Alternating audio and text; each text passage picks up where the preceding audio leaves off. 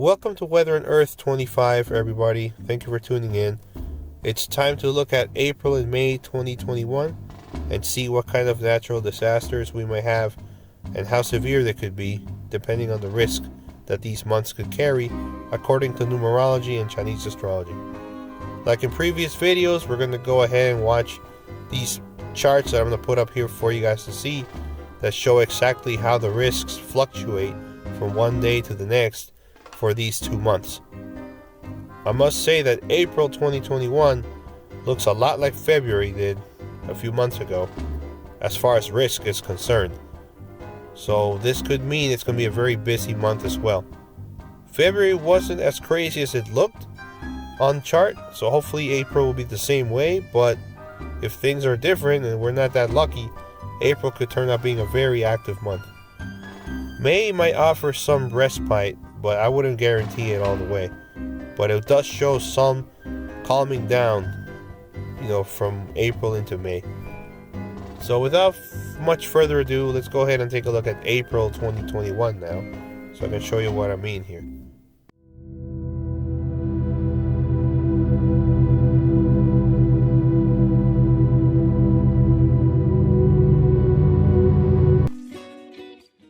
Alright folks, so this is the chart I have for April 2021 and the natural disaster risk, taking into consideration astrology and numerology, especially Chinese astrology and numerology.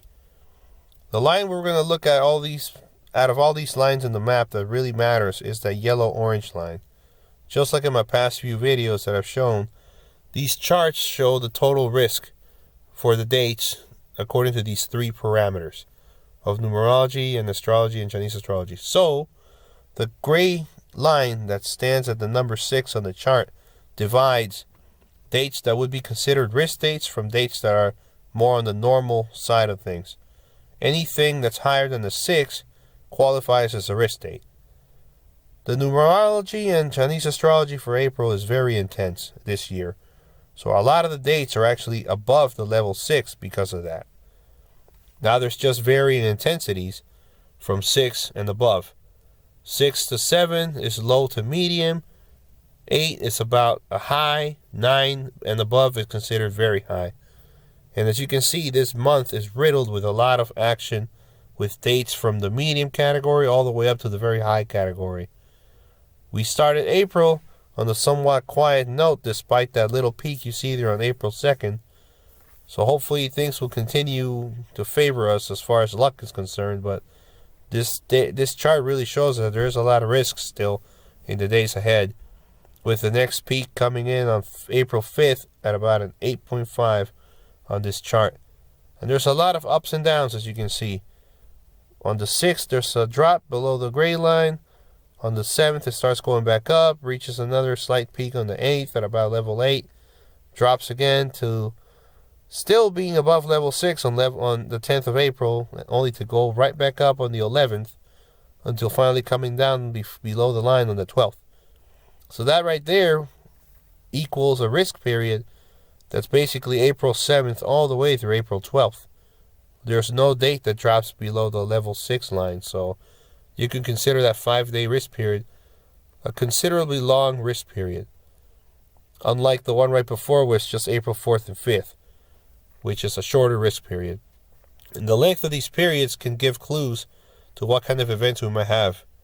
Seeing so many risk days close together with few gaps in between lead me to believe that there could be a long time rolling event, probably a flooding event, or perhaps a series of severe weather outbreaks. That kind of nature, mostly weather events. There may be some earthquakes here and there, but with so many dates back to back, with not a lot of drops below that level 6 line, doesn't really show me a lot of sudden event energy for April. So after the 12th of April, we have a very rapid rise from the 13th to the 14th of April, and then a rapid drop on the 15th of April. Right here, we have a very short time span where there's a lot of risk between days that are not that risky. This might be more of a sudden nature kind of date, so I would expect probably a strong earthquake or something sudden around the 14th of April. After the 15th of April, on the 16th, we have a series of dates that are above the level 6 line. We got April 16, 17, 18, 19, 20, and 21, 22, 23, and the 24th, 25th, 26th, 27th, basically all the way to 26th of April before we drop below the gray line. So that's a very long risk period right there. Wow. That's 10 days of risk periods, basically, risk dates. A 10-day risk period that peaks on the 20th at level 11, basically the max on the scale. Just looking at this graph, I can tell you this could be a very major weather event that's going to happen sometime between the 16th of April and the 26th of April, with a very high risk for having a lot of significant impacts. And considering that it's the month of April, and this is the peak of tornado season in North America, that's the first thing that comes to mind. This could be the time of the month that is going to have a lot of nasty tornado outbreaks. It has that look to me. Not a lot of earthquake potential here because of the length of the period. Although I would say be careful around the 16th and the 26th, which is at the very beginning and the very end of that period, because earthquakes do tend to happen at the very start or end of certain risk periods, and also on the peak date. So April 20th and April 23rd, I'm looking at those dates as potential earthquake dates as well. But chances are it's going to be mostly a weather event of big importance during that time. Definitely that's the most important part of the month right there. After that, there's a slight decrease on the 27th, and then there's another significant peak on the 28th. And then it slowly comes down until the very end of the month. So maybe an earthquake event around the 28th, or probably even another severe weather outbreak. But overall, I mean, this month looks really, really busy. I mean, you could put the months into just 3 simple categories. You can say the month will be either quiet, it'll be average, or it'll be busy. April 2021 is definitely looking like a busy month. And that's what this basically shows right here. So we're going to take all this into consideration. Now we're going to compare this to May 2021 before we go on with the prediction video. And we start getting into talking about possible scenarios and exact dates for these scenarios like I've done in the past. So let's keep this in mind, folks, and move on to May 2021 so we can see how that month is looking. Let's go. Alright, so now let's take a look at May 2021. This is a chart for May 2021. You can see there's a big difference. There's not so many risk days now above level 6, all bunched up together like in the previous month.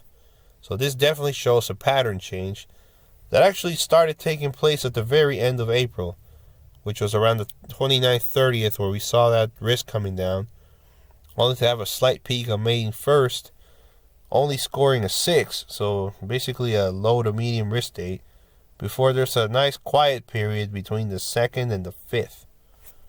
But after the 5th, there's this really sudden rise to 8.5 on the scale for May the 6th, before it drops again right below the gray line on the 7th of May. So May 6th is looking like a pretty sudden, powerful kind of date, which might indicate earthquake or sudden natural disaster like a landslide or something, before there's another rise on the 8th through the 10th at about level 6.5 to 7.5 on the 10th of May, before it comes back down on the 11th. A 3 risk day period right there from 8th through the 10th of May. That's probably more likely to be a severe weather event as opposed to the possible earthquake of May 6th. After that, from the 11th of May to the 12th, 13th, and even to the 13th, basically, it's nice and quiet, and then it starts going right back up on May 14th, and then shoots up all the way to 9.5 on May 15th. So yeah, May 2021 is not free of major disaster risk as well. It just looks a lot better compared to April, but there still is some pretty potent risk dates embedded in this month. And yeah, this is a really interesting one because right after May 15th, it starts coming back down real fast. We're still at about level 6 on May 16th, and then it drops to 5.5 on the 17th. So in reality, it's May 14th through the 16th, and it's a 3-day risk period, but there is such a sharp increase on May 15th that I would still say watch out for a sudden event around May 15th, most likely being a major earthquake.